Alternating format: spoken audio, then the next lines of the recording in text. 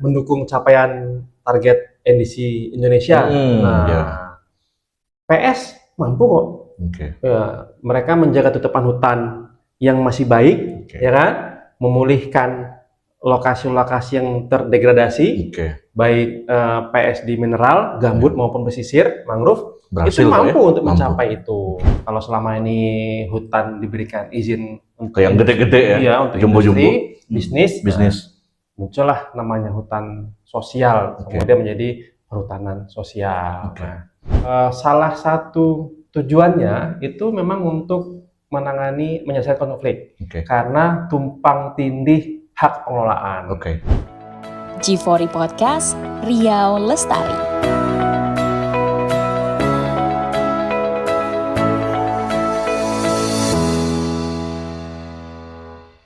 Halo sahabat Green, Assalamualaikum warahmatullahi wabarakatuh. Ketemu lagi bersama saya Zali, host Green Radio Online dalam serial G4 Podcast. Nah, kali ini kita bakalan ngobrol satu tema yang menarik tentunya, yaitu soal perhutanan sosial di Provinsi Riau. Nah, bagaimana perhutanan sosial ini menjadi solusi kolaboratif dalam penyelesaian konflik tenorial yang ada di Provinsi Riau. Nah, untuk membicarakan itu, sahabat Green, saya sudah bersama seorang expert. Nah, ini masih muda dan sangat berpengalaman dalam pendampingan perhutanan sosial di Provinsi Riau. Ada Bung Fandi Rahman, beliau ini adalah Sekretaris Asosiasi Pengelola Perhutanan Sosial Provinsi Riau. Ya, betul Bung Jan. Apa kabar Bung Fandi? Lama nggak bertemu? Ya, alhamdulillah sehat. Sehat ya? Oke. Sahabat Green, hari ini kita bakalan tanya-tanya ke Bung Fandi bagaimana betul-betul perhutanan sosial itu jadi solusi, jadi cara menyelesaikan konflik tenorial, bahkan juga upaya kita untuk memitigasi potensi kebakaran hutan dan lahan, karena masyarakat sudah diberi izin, diberi akses untuk menjaga ruang kelolanya. Dan di Riau ini kita tahu berbagai macam skema perhutanan sosial. Tapi untuk mengawal ini, Bung Fandi, tentu kita reminding dulu nih, karena barangkali tidak semua sahabat Green yang familiar dengan perhutanan sosial. Nah, apa nih barangnya nih sebetulnya? Perhutanan sosial itu apa? Dan ini kan banyak skemanya juga ya. Nah, boleh di spill tipis-tipis? Nggak harus padat nih, nggak boleh tipis-tipis. Silakan. Ya, sebenarnya perhutanan sosial ya, yang sering disebut PS itu, dia punya 5 skema. Ada hutan desa, hutan masyarakatan, ya, hutan adat, sama hutan tanaman rakyat. Satu lagi apa tuh? Saya lupa. Jadi sebenarnya ngomongin PS itu bukan barang baru. Nah, sudah dibicarakan cukup lama. Namun pada pemerintahan Jokowi ya Jokowi kala itu. Kalau selama ini hutan diberikan izin untuk yang gede-gede ya, untuk industri, bisnis, muncullah namanya hutan sosial, kemudian menjadi perhutanan sosial. Nah, pada tujuannya memang memberikan akses legal pengelolaan kepada masyarakat dan juga komunitas adat pastinya ya. Salah satu tujuannya itu memang untuk menyelesaikan konflik, karena tumpang tindih hak pengelolaan. Makanya diberikan namanya legalitas pengelolaan. Lagi-lagi perlu kita ingat, ini adalah legalitas pengelolaan, bukan kepemilikan. Beda ya. Karena tapi jangka waktunya panjang ya pengelolaannya. 35 tahun. 35 tahun. Dapat diperpanjang. Nah, kemudian perlu diingatkan bahwa ini adalah hak pengelolaan yang dia tidak bisa dijual belikan. Nah, itu banyak sekali simpang siur pengetahuan. Di Riau targetnya berapa PS? Sebenarnya ada berapa perubahan peta indikatif ya. Nah, tadi saya lihat bahwa saat ini sudah keluar peta indikatif terbaru ke-9.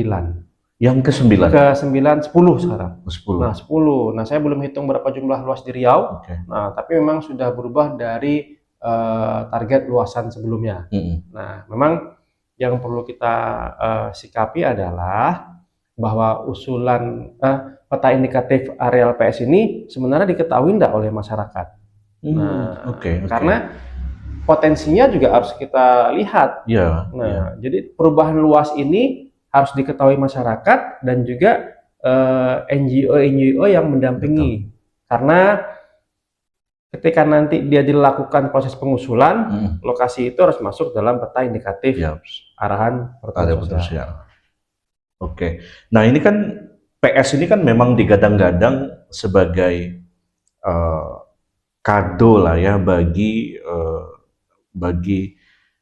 kita yang hari ini, bahwasanya ketika memang ruang masyarakat itu diberikan lebih lebar, maka kelestarian sumber daya alam itu lebih terjaga. Nah, kan itu mainstreamnya tuh, Bung Fandi. Nah, tapi kita tahu juga bahwa setelah SK itu diberikan, dan Riau kemarin berapa sudah 200-an ribu ya kalau saya salah ya. Kurang lebih ya. Nah, ini katanya juga mengalami kendala soal tata kelolanya. Nah, apakah benar ini, dan apa sebetulnya tantangan setelah SK diberikan itu? Apa yang menjadi problem di kelompok pengelola hutan? Yang menjadi isu gitu ya, pasca pemberian legalitas pengelolaan, itu adalah kapasitas lembaga pengelolanya. Jadi ada kelompok perhutanan sosial ya, lembaganya ya kalau dia hutan desa berarti lembaga pengelola hutan desa, LPHD ya. Ya, kalau misalnya HKM itu ada Gapoktan, ada KTH. Nah, memang selama ini kita tadi bahas di awal bahwa ini kan pengelolaan, bukan kepemilikan. Nah, dalam panduannya, aturannya bahwa kelompok perhutanan sosial itu mendapatkan hak untuk peningkatan kapasitas. Nah, namun dari pemerintah. Betul. Nah, namun dengan luasnya wilayah Provinsi Riau dan sebaran lokasi-lokasi PS ini yang jauh dan sulit dijangkau, tentu kapasitas yang terbatas tidak mampu menyelesaikan seluruh persoalan. Nah, makanya penyelesaian ini itu diharapkan dapat selesai secara berkala. Nah, baik AP2SI maupun pemerintah Provinsi Riau dan juga ada Pokja PS, nah, yang masing-masingnya terdiri dengan pendamping-pendamping pada wilayah tertentu, itu sebenarnya bertujuan sama agar masyarakat mampu mengelola arealnya ini dengan baik. Nah, namun lagi-lagi kan tidak langsung bisa ini, langsung bisa. Berbeda dengan kelompok bisnis, ya kan, PPH dan sebagainya, mereka secara profesional sudah mendapatkan kapasitas. Nah, masyarakat dalam wadah komunal ini tentunya tidak mampu secara merta mereka mampu mengelola. Terlebih ada beberapa kebijakan itu yang tidak aplikatif di lapangan. Contoh, pasca pemberian SK, masyarakat harus melaksanakan proses penandaan batas, ya kan? Dan itu biayanya ditanggung oleh kelompok PS ini. Dengan standar yang sudah ada, tapal batas ya. Nah, itu biayanya kan relatif cukup mahal untuk dilakukan oleh masyarakat. Nah, itu tidak bisa dilakukan. Pasca itu, kelompoknya juga tidak secara rutin mendapatkan kapasitas bahwa bagaimana kelola lembaga, ya kan? Kemudian setelah lembaganya kuat, bagaimana kelola usaha, nah termasuk pembiayaannya juga. Betul, terus manajemen pengelolaan kawasannya seperti apa. Nah, kita punya tanah sepetak depan rumah aja, rumputnya nggak dibahas, ini ya, kan? Apalagi kalau yang beratus ribu hektar ya. Dan itu gambut. Gambut. Gambut. Nah, kalau kita bicara Riau kan 4,9 itu gambut semua, dan PS kita yang dominan juga di gambut. Tidak boleh menggunakan alat mekanis. Nah, kalau Bang Jali pernah ke lokasi PS, kalau menggunakan manual dengan nebas, ya kan, merun kalau bahasa orang di sini, di sini baru dimerun, dipas, mau nebas ke sana, ini belum ditanam, lalang sama padi sudah tumbuh. Nah, bayangkan kalau dia 100 hektar, mau berapa kali bolak-balik. Nah, sementara aturan melarang untuk penggunaan alat mekanis. Nah, ini harapannya pemerintah memberikan solusi terkait dengan, ya katakanlah, perubahan regulasinya. Nah, kemudian bicara soal peningkatan kapasitas, bagaimana memanajerial kelompok ini aja lah. Ya, bagaimana caranya mereka mendapatkan kapasitas, soal mengetahui soal regulasinya lah, kemudian bagaimana mekanisme pengelolaan, manajemennya, betul, termasuk nanti mereka mengetahui komoditi apa yang ada di wilayah mereka. Kemudian pasarnya seperti apa? Nah, kemudian siapa yang mampu menjembatani antar lini-lini ini? Nah, itu yang menjadi PR, itu tantangan kita ya.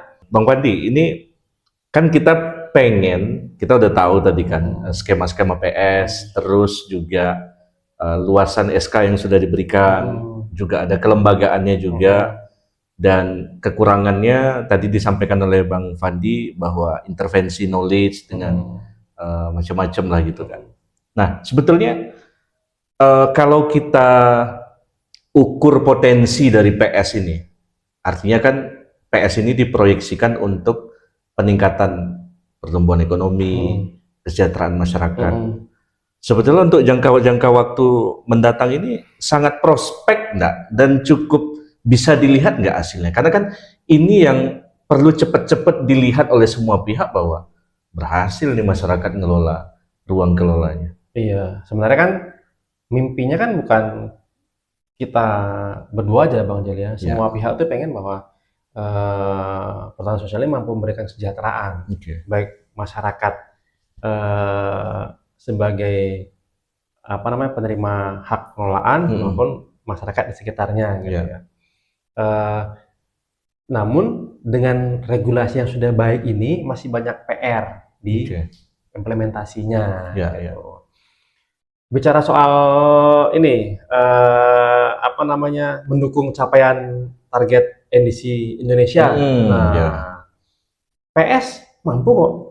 Ya, mereka menjaga tutupan hutan yang masih baik, ya kan, memulihkan lokasi-lokasi yang terdegradasi, baik PS di mineral, gambut maupun pesisir, mangrove, itu mampu untuk mencapai itu. Kemudian baik di mineral maupun gambut, pastinya ada komoditi agroforestry, ya kan, yang punya nilai ekonomi, ya, kemudian juga menjadi sumber ketahanan pangan. Kalau kita bicara soal multi-purpose tree species yang kayunya bisa dijadikan sebagai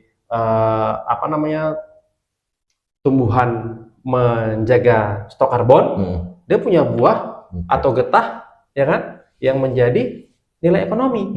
Nah, harapannya pohonnya tetap berdiri, ya kan, karbonnya terjaga, nah, punya nilai ekonomi.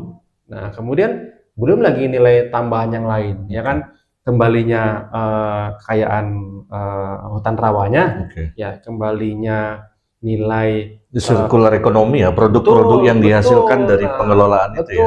Nah, terutama ini kita bicara soal kebakaran di gambut terjadi karena apa? Karena lokasinya sudah terbuka. Tapi kalau dia hutan basah sebagai sifat alaminya rawa gambut, nah, kecil kemungkinan dia terbakar. Naiknya permukaan air laut, tingginya semakin meningkatnya terpaan angin pesisir, mangrove menjadi salah satu pelindung utama. Kemudian mangrove ini kan sebagai lokasi pemijahan, ya kan, semua biota laut pasti berawal dari situ sebagian besar, dan nanti juga mengalir ke pesisir dan laut. Nah, itu menjadi nilai ekonomi yang lain. Nah, belum lagi nanti bagaimana program-program pemerintah, terutama Kementerian Kehutanan, untuk mengoptimalkan areal PS-nya. Mereka punya agroforestry, silvopastura, silvofishery. Nah, bahkan sekarang Balai Pertanian Sosial punya program untuk agroforestry di PS. Nah, katakanlah contoh di Meranti yang didampingi oleh P2SI, mereka punya sagu. Sagu ya. Nah, katakanlah enggak di Riau, di Meranti sajalah. Suplai berasnya atau sumber karbohidrat pokoknya itu dari sagu. Nah, walaupun tidak dalam bentuk mie, tepung sagu bisa dikelola menjadi beras bentuk beras.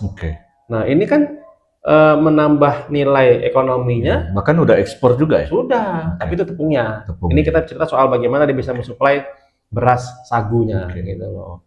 Nah, sego sagu itu kan dari bahasanya sego tiwul nasi. Intro aja gitu kan.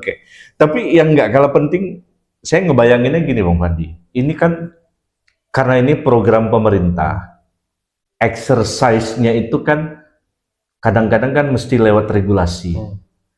Nah, problem kita kan kadang programnya bagus, idenya bagus, eksekusinya nggak bagus. Ya. Nah, salah satu problem dari eksekusi ini kan ketidaktersambungan antara yang di atas, misalnya di PP-nya udah bagus nih, di permennya udah bagus, tapi turunan di daerahnya nggak ada gitu.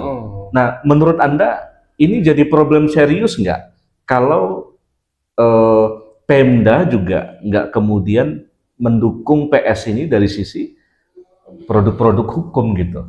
Ya sebenarnya kan kalau bicara soal PS kan dia kewenangan kawasan hutan. Ya. Itu kawasan hutan bukan kewenangannya daerah. Langsung pusat ya. Langsung pusat. Okay, nah, ya. Namun dalam konteks keterlibatan pemerintah daerah, provinsi maupun kabupaten, harusnya ada nilai insentif yang didapatkan dari pengelolaan PS ini. Tapi lagi-lagi perlu kita garis bawahi ketika pengelolaannya berjalan. Ya. Jadi rantai ekonomi dari setiap tahap pengelolaan komoditas pasti ada nilai tambah kan? Nah, nilai tambahnya ini kan nanti ada yang didapat oleh provinsi kabupaten, provinsi. Nah, makanya dia harus berjalan dulu pengelolaannya. Jadi ketika pengelolaannya berjalan, ekonomi di sekitar lokasi PS-nya bergeliat. Nah, ada produk mentah menjadi setengah jadi. Nah, kemudian nanti dikemas, ada izinnya, ya kan? Nah, itu pasti masing-masing lini baik desa, kabupaten, ya kan? Dan provinsi hingga pusat masing-masing dapat benefit. Nah, cuman lagi-lagi yang perlu di garis bawahi, pengelolaan lembaganya, kemudian support untuk menjalankan usahanya itu perlu kita pikirkan bersama. Itu yang menurut Anda kunci. Betul. Nah, selama ini pengalaman kami di APDWSI, selain kalau lembaganya, modalnya juga. Modal. Baru saya mau tanya itu. Iya. Itu ya. Iya. Itu. Selama ini masih modal pembiayaan itu masih dari satu sumber gitu ya? Atau keterbatasannya apa? Pertama itu kalau untuk lokasi yang sangat luas gitu ya, 2000 hektar. Itu. Gimana cara kelola 2000 hektar dengan status yang masyarakatnya atau izinnya tidak bankable? Ya kan? Ya izin PS-nya nggak bisa digadain atau nggak bisa mendapatkan permodalan. Ya kalau misalnya mereka harus menggadaikan motornya dulu untuk nggak mungkin dong. Mungkin 2000 hektar. Gitu. Paling untuk ya mereka dana desa mungkin ya. Nah, harusnya begitu, tapi belum ada regulasi yang spesifik. Nah, itu tadi maksudnya. Persentase dana desa itu dapat dikelola. Nah, tapi dalam surat edaran Mendagri, nggak boleh. Harus. Oh, harus malah harus. Harusnya setiap UPT, ya kan, pemerintah maupun pemerintah daerah itu harus menjadi penunjang dalam pelaksanaan pertanian sosial gitu. Cuma lagi-lagi bagaimana sinkronisasi kebijakan antar lini ini. Itu dia. Itu menurut saya. Nah, makanya ketika nanti ada sebuah peta jalan kan, bagaimana kementerian-kementerian saling terlibat, kemudian baik pemerintah daerah itu bisa nggak ada mandatory persentase harus disuplai pembiayaannya oleh APBN atau saya belum PPD, lihat di ini peraturan Menteri Keuangan yang seperti apa. Tapi kalau yang di kehutanan tuh belum ada. Karena hanya bicara soal kewenangan kehutanan. Nah itu yang maksud saya. Nah makanya kalau kita bicara soal inisiatif Green for Riau, harapannya nanti benefit yang diterima oleh kelompok PS dari nilai ini itu menjadi bantuan modal program, baik itu peningkatan kapasitas lembaganya maupun modal buat pengelolaan KUPS-nya. Nah seperti apa dan apa bentuknya? Nah ini kan nggak bisa kita jalan, ada durian, duriannya bagus nih. Nah ternyata ketika ditunggu produksinya musim tahun 2006 nggak sampai targetnya. Nah sementara kalau kita bicara soal ekonomi, berapa target produksi kamu? Saya butuh saya butuh 1 ton. Kalau kurang denda. Nah masyarakat kita kan belum terbiasa ketika dia belum punya pola pandang bisnis. Berapa ada aja. Dalam rangka mensupport tadi soal pengembangan kapasitas, soal tata kelola lembaga dan pembiayaan, kita ini kan juga punya satu instrumen bisnis atau dunia usaha yang memang secara tata kelola manajemen lebih settle gitu. Nah, melibatkan mereka dalam proses untuk mempercepat realisasi PS ini, menurut Anda peluangnya seperti apa? Mungkin sekali ya. Tapi kita harus batasi dulu karena tujuan PS ini kan supaya masyarakatnya mandiri. Yes. Nah, mereka mampu mandiri dalam pengelolaan kawasannya. Nah, karena kalau 100% dikelola sama swasta, balik lagi dong. Dan jadinya ini beda lagi.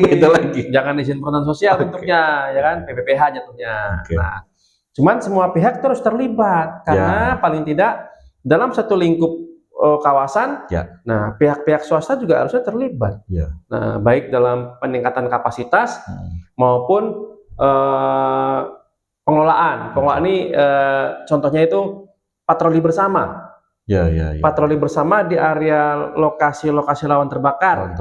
Nah, para pihak yang terlibat ya swasta, pemerintah maupun nanti pengelola perhutanan sosialnya. Nah, setelah lebih dari itu potensi sekarang itu ada multi usaha kehutanan. Multi usaha kehutanan. Ya, jadi pemilik izin PS, izin PPPH Akasia, dia bisa berbisnis yang komoditi lain. Gitu. Dalam satu contoh di lokasi dampingan kami yang lain, komoditi-komoditi yang dia hidup di bawah turunan tumbuhan utama itu menjadi hak kelolanya masyarakat.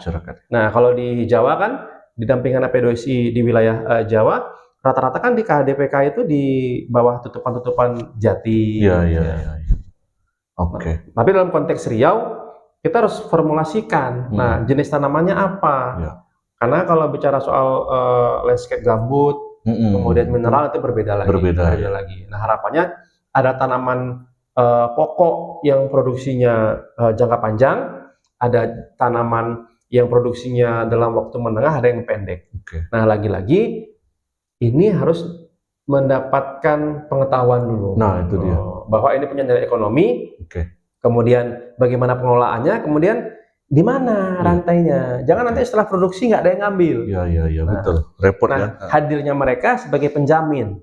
Kamilah yang memastikan bahwa dia dapat mengelola kawasan ini untuk mencapai kualitas yang sesuai dengan. Jadi siklus ekonominya berjalan. Itu tujuan. Tapi kan kelembagaan pengelola PS ini kan juga sudah melakukan perencanaan usaha kan, Bang ya. Nah, itu ada problem pada bagian itu? Nah, namanya rencana kelola perhutanan sosial. Tahunan itu ya? Itu untuk jangka panjang. Nanti dipisah menjadi tahun-tahun. Yang menjadi penting sebelum menyusun rencana kelola perhutanan sosial ini, masyarakat harus tahu dulu wilayahnya secara detail. Detail ya. Nah, pembagian ruang yang boleh dimanfaatkan sama area yang dilindungi itu harus ditentukan bersama, disepakati bersama ya, partisipatif. Jangan hanya ditentukan oleh beberapa pihak saja. Nah, kemudian harus diketahui apa potensi-potensinya. Ya, katakanlah ada agronya apa, ya kan? Kemudian tanaman jangka panjangnya apa. Nah, ini nanti diturunkan dalam jumlah angka. Berapa rata-rata produksi. Nah, harapannya kan ini selama ini yang mendampingi sedetail itu kawan-kawan NGO ya? Iya.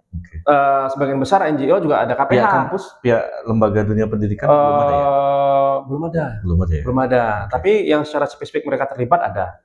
Tapi karena ini di bawah kewenangannya DLHK dan juga dibagi pada kawasan KPH juga banyak berperan. Ya, karena mereka yang nanti yang menilai rencana kerja PS-nya, mereka menilai apakah cocok sesuai dengan kedaerahan. Betul nggak ini bisa dimanfaatkan, tidak melanggar aturan bla bla bla, dan baru disahkan oleh Balai PS. Karena KPH ini kan perpanjangan dari pusat juga kan. Betul. Nah, harapannya nanti ketika sudah teridentifikasi apa saja potensinya, kemudian bagaimana cara meningkatkannya, ya kan? Nah, kemudian nanti setelah mampu mencapai nilai produksi tertentu, kemana bakal dijual? Nah, gitu loh. Nah, pentingnya pihak-pihak tadi untuk menjembatani ini, kamilah menjamin, karena secara perbankan juga mereka kan belum secara kuat. Soalnya nanti mereka sudah punya, belum bisa masuk ya. Betul, mereka sudah punya nilai modal yang terhitung, mereka baru bisa mengajukan pinjaman. Nah, harapan Anda, Bang Fandi, bahwa oke lah bahwa ini dalam konteks nasional keterlibatan pemerintah secara nasional lebih kuat ya, karena pemberian izinnya langsung dari, tapi kan daerah juga jadi perlu gitu. Apa yang paling Anda harapkan intervensi langsung dari Pemda untuk betul-betul melalui Green for Riau ini, betul-betul kelompok-kelompok pengelola 5 skema PS ini mendapatkan apa ya, injeksi yang betul-betul cepat gitu terhadap problem-problem tata kelola mereka di tingkat kelembagaan PS. Iya, tadi kan kita sudah ngobrol bahwa ketika nanti ada manfaat diterima dari Green for Riau ini, itu menjadi sebuah program yang nanti bisa menjalankan roda pengelolaan PS-nya ya. Namun lagi-lagi perlu diidentifikasi bahwa bentuk seperti apa program dan pendampingan yang nanti dapat betul-betul dapat diimplementasikan di tingkat tapak. Nah, karena selama ini hanya hanya tertuang dalam rencana, tidak mampu diimplementasikan karena keterbatasan dukungan. Nah, harapannya secara logis kita bisa ukur ini bagaimana cara mengaplikasinya, kemudian dalam jangka waktu berapa lama, butuh dukungan seberapa besar. Perlibatan para pihak, termasuk nanti manfaat yang akan diterima masyarakat dari hasil inisiatif Green for Riau ini, harapannya dapat meningkatkan kesejahteraan masyarakat, terutama bagi pemegang hak pengelolaan perhutanan sosial. Tapi masyarakat tahu ya ada inisiatif Green for Riau ini ya? Sebagai penyemangat mungkin? Harusnya disampaikan. Nah, karena mereka pihak yang bakal menerima manfaat gitu, dan mereka juga harus menyampaikan persetujuan. Baik. Terakhir sekali, Bung Fandi, pesan dan harapan yang ingin Anda sampaikan kepada seluruh komponen masyarakat bahwa Green for Riau ini adalah inisiatif yang relevan dengan upaya mempercepat tercapainya cita-cita PS. Silakan. Ya, harapannya ya bahwa saat ini dengan sejumlah legalitas pengelolaan perhutanan sosial belum banyak yang dapat berjalan dengan maksimal. Pastinya dari benefit yang nanti diterima dari hasil inisiatif Green for Riau ini dapat mempercepat proses pengelolaan perhutanan sosial, baik yang baru, apalagi yang sudah lama gitu ya. Karena ada beberapa PS itu yang sudah puluhan tahun. Di Sungai Tor itu 2018. Nanti ya. Benar-benar. Serapung Sugamay 2018. Harapannya ya seharusnya apa yang dicita-citakan pemerintah dan apa yang ditunggu-tunggu oleh masyarakat itu dapat terwujud melalui program ini. Lagi-lagi yang menjadi sumber pendapatan utama adalah pengelolaan hutannya, ya. Dan kemudian insentif karbon ini adalah nilai tambah. Nah, agar jangan masyarakat itu hanya menunggu karbonnya saja, sementara tidak mengelola kawasan hutannya. Baik, Baik, sahabat Green, itu tadi mudah-mudahan memberikan inspirasi dan nilai tambah informasi bagi Anda semuanya bahwa perhutanan sosial itu adalah salah satu solusi untuk mengatasi konflik tenorial dan sehingga masyarakat bisa mengelola ruang kelolanya dengan baik, menghasilkan ekonomi meningkatkan kesejahteraan, dan pada akhirnya juga ruang-ruang kelola gambut, ekosistem gambut dan segala macam itu bisa terlindungi dari potensi disaster atau kebencanaan yang mana kita tahu Riau ini potensi dari kebakaran hutan dan lahannya sangat tinggi sekali. Terima kasih sahabat Green, kita jumpa lagi di edisi dan tema yang berbeda tentunya. Terima kasih atas kebersamaan Anda, saya Zali pamit undur diri, stay green on Green Radio Live. G4 Podcast, Riau Lestari.